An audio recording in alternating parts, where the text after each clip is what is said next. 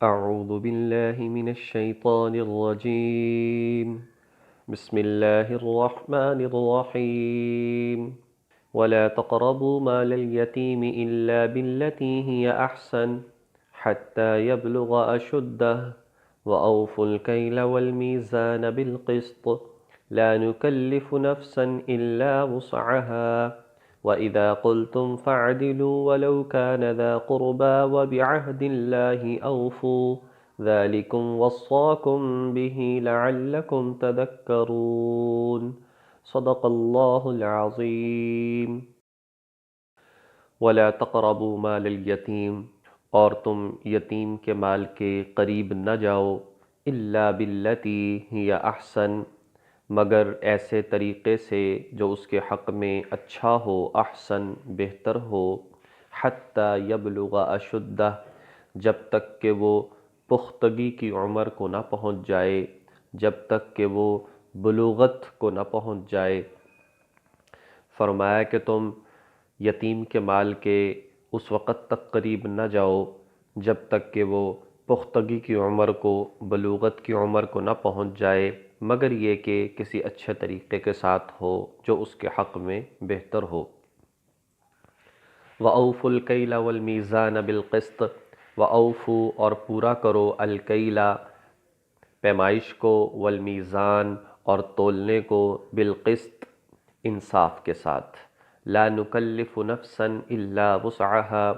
اللہ تعالیٰ فرماتے ہیں کہ ہم کسی انسان کو تکلیف نہیں دیتے الا وسعها، اس کی طاقت سے زیادہ۔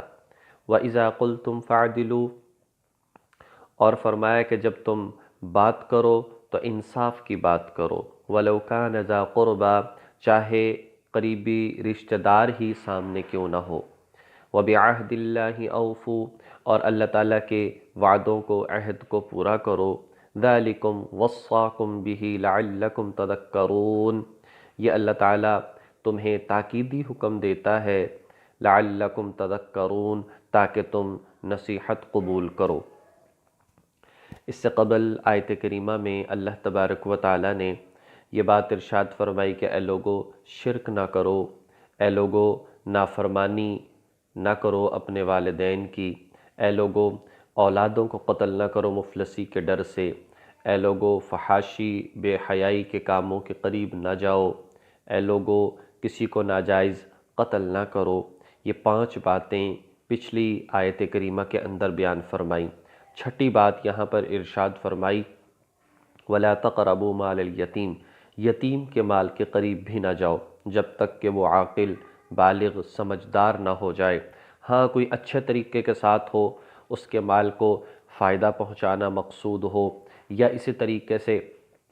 جو ہے اس کا جو مال ہے اس کو اس انداز سے جو ہے وہ خرچ کرنا جو اسی بچے کے لیے خرچ ہو، یہ باتیں تو درست ہیں۔ لہٰذا اسے ضائع کرنے کی نیت سے، اسے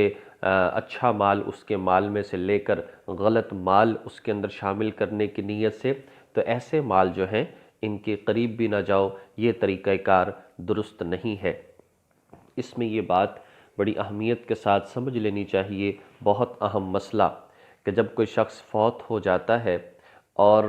اس کے جو ورثاء ہیں اس میں چھوٹی اولاد بھی ہے، بیٹے بیٹیاں جو کہ یتیم ہیں وہ بھی ہیں، تو اس کے مال میں سے صدقہ خیرات کرنا جائز نہیں ہے جب تک کہ تقسیم نہ ہو جائے۔ ہاں اگر سارے ہی بالغ ہوں اور سب ہی رضامند ہوں کہ جی بالکل ٹھیک ہے تقسیم کر دیا جائے یا کسی غریب کو دے دیا جائے اس میں سے کچھ نہ کچھ، تو پھر اس بات کی گنجائش ہے۔ لیکن یا تو سب رضامند نہ ہو اور یا پھر جو ہے چھوٹی اولاد ہے، اس صورت میں بھی اس میں سے صدقہ اور خیرات نہیں کیا جا سکتا۔ اور یہ بات بھی یاد رکھنی چاہیے کہ صدقہ خیرات بھی اسی کو کہا جاتا ہے کہ انسان جب ادا کرے ایک ہاتھ سے دے تو دوسرے ہاتھ کو پتہ نہ چلے، مگر دوسروں کو پتہ نہ چلے، مطلب یہی ہے اس کا۔ اور دوسرا یہ ہے جتنا مستحق تک پہنچے گا اتنا ہی اس کا اجر زیادہ ہوگا۔ صدقہ خیرات کا مقصد یہ ہوتا ہے جو بیچارے غریب، فقراء، مساکین ہیں ان کی امداد کی جائے اور ان کے دل سے دعا نکلے جس کی وجہ سے میت کی بخشش ہو جائے۔ اب ہمیں ایک بات بالکل ہر طرح سے فرقہ واریت اور کسی پر تنقید کو جو ہے نا بالا طاق رکھتے ہوئے ایک بات سمجھنی چاہیے، جو ہمارے ہاں یہ تیجا کیا جاتا ہے، یہ قل خوانی کی جاتی ہے، یہ 40واں کیا جاتا ہے، یہ کب کیا جاتا ہے؟ ابھی مال کی تقسیم نہیں ہوتی اور اس وقت کیا جاتا ہے، اور اگر تقسیم ہو بھی جائے تو یتیم اگر چھوٹے بچے ہیں تب کیا جاتا ہے، اور یا پھر جو ہے سب سے رضامندگی پوچھی نہیں جاتی، ہو سکتا ہے سب بالغ عاقل تو ہیں لیکن سب اس بات پر رضامند نہیں ہیں، اس لیے یہ کرنا بالکل بھی جائز نہیں ہوتا۔ اور ایک اور بڑی خرابی اس کے اندر یہ ہوتی ہے کہ اس میں یتیموں کا، غرباء کا، فقراء کا، مساکین کا، محتاجوں کا حصہ نہیں ہوتا،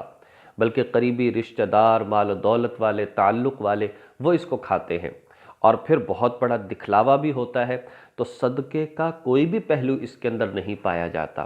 ایصال ثواب کا یہ قطعاً جو ہے بہتر انداز اور طریقہ نہیں ہے،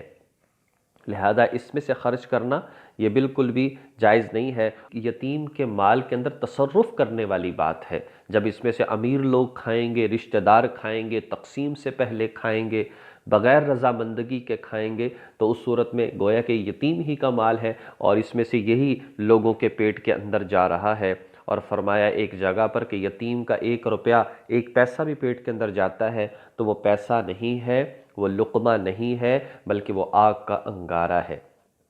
رہی بات یہ، جب کوئی فوت ہو جاتا ہے تو ہمسائیگی والے اور ساتھ ہمسائے جو ہوتے ہیں یا محلے دار وہ کھانا بھیجتے ہیں، اس کی گنجائش ہے، بلکہ سنت بھی ہے کہ 3 دن جو ہے وہ کھانا بھیجا جائے۔ نبی پاک صلی اللہ علیہ وسلم نے حضرت جعفر طیار جب غزوہ موطا میں شہید ہو گئے تو اس وقت میں اپنے گھر والوں سے کہا کہ آپ کھانا بناؤ اور ان کے گھر بھیجو، اس لیے کہ ان کے ہاں غم ہے، وہ بیچارے کھانا نہیں بنا سکیں گے، لیکن 3 دن کے بعد جب بنانا شروع کر دے تو پھر جو ہے ایسا نہیں کرنا چاہیے کہ وہاں پر کوئی بیٹھا رہے اور اس میں سے استعمال کرے۔ بہرحال بات یہ ہے، ایک تو طریقہ ویسے درست نہیں کہ اس کے اندر دکھلاوا ہے اور شریعت کے اندر اس کا تصور نہیں ہے، اور دوسری بڑی خرابی یہ آ جاتی ہے کہ یہ بعض اوقات اگر اس مال میں سے کیا جا رہا ہے، پہلے کوئی نہ کوئی خرچ کر دیتا ہے، بعد میں پھر بیوہ کے پاس بھجوا دیتے ہیں پیغام، جی ہم نے اتنا خرچ کیا تھا لہذا اس میں سے دینا چاہیے، تو اس بات کی بالکل بھی اجازت نہیں ہے۔ آگے ارشاد فرمایا وَأَوْفُوا الْكَيْلَ وَالْمِيزَانَ بِالْقِسْطِ، اور ناپ تول جو ہے اسے برابر سرابر کرو، اور آگے جملہ جو آیا ہے لَا نُكَلِّفُ نَفْسًا إِلَّا وُسْعَهَا، اللہ کسی کی طاقت سے بڑھ کر اس پر بوجھ نہیں ڈالتا۔ انسان کوئی جاب کرتا ہے اور اس سے اس کا کام اور اس کا وقت، اس پر اس کو تنخواہ ملتی ہے، اپنی طاقت کے بقدر پورا وقت دینے کی کوشش کرے، اپنی طاقت کی بقدر اپنے کام کو اچھے انداز میں کرے۔ ایک بندہ ترازو لے کر بیٹھا، اپنی طاقت کے بقدر پورا تولنے کی کوشش کرے۔ ایک بندہ پیمائش کرتا ہے کپڑے کی، کسی اور چیز کی، زمین کی، اپنی طاقت کے بقدر اس کو پورا کرنے کی کوشش کرے، پھر اپنی طاقت اپنی ایک قدرت کے مطابق اس نے پوری کوشش کر لی، اب اس کے بعد اگر کوئی 19-20 رہ گیا تو فرمایا لا نکلف نفسا الا وسعها، اللہ اس پر پکڑ نہیں فرمائے گا۔ آگے فرمایا وَإِذَا قُلْتُمْ فَعْدِلُوا، اگر تم کوئی بات کرو تو انصاف کی بات کرو، یعنی اگر کسی نے غلط کیا ہے تو کہو کہ یہ غلط ہے، چاہے آگے قریبی رشتہ دار ہی کیوں نہ ہو، اور اگر کسی کے حق کی بات ہے تو کہو۔ یہاں پر جو ہے کسی کے طرفداری تعلق کی بنیاد پر، زبان کی بنیاد پر، علاقے کی بنیاد پر، رشتہ داری کی بنیاد پر کرنا یہ آخرت میں پکڑ کا باعث بن سکتا ہے۔ وَبِعَهْدِ اللَّهِ أَوْفُوا، اور اللہ کے وعدوں کو پورا کرو۔ لا الہ الا اللہ محمد الرسول اللہ، یہ پڑھ کر جو اللہ سے وعدہ کیا کہ یا اللہ تیرے احکامات کو مانیں گے، تیرے پیارے حبیب صلی اللہ علیہ وسلم کے صحابہ کے طریقے کے مطابق زندگی گزاریں گے، اس کے مطابق گزارنا یہ ہے وعدے کو پورا کرنا، اور اگر ہم نہیں اس طرح سے زندگی گزارتے تو ظاہر ہے کہ یہ وعدہ خلافی کرنے والی بات ہے۔ اسی طریقے سے انسان سے جو انسان وعدہ کرتا ہے، کوئی بھی اللہ تعالیٰ کا نام دے کر وعدہ کر لیتا ہے، کوئی قسم کھا لیتا ہے، کوئی نظر اور منت مان لیتا ہے،